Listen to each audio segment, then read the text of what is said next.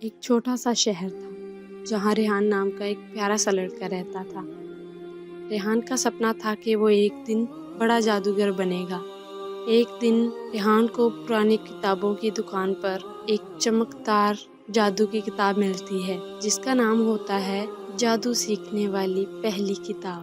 ریحان روز رات کو چپکے سے جادو کی کتاب پڑھتا اور جادو سیکھتا تھا۔ ایک دن وہ سوچتا ہے کاش میری سائیکل اڑ سکے۔ جب وہ جادو کا منتر پڑھتا ہے اور اپنی سائیکل پر پھونکتا ہے، اس کی سائیکل واقعی ہوا میں اڑنے لگتی ہے۔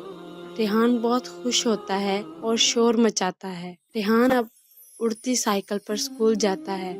سب بچے دیکھ کر حیران ہو جاتے ہیں، مگر خوشی زیادہ دیر کہاں ٹکتی ہے۔ ایک برا جادوگر زرون آتا ہے اور کہتا ہے کہ یہ سائیکل میری ہے۔ زرون سائیکل چرا لیتا ہے، لیکن ریحان ہار نہیں مانتا۔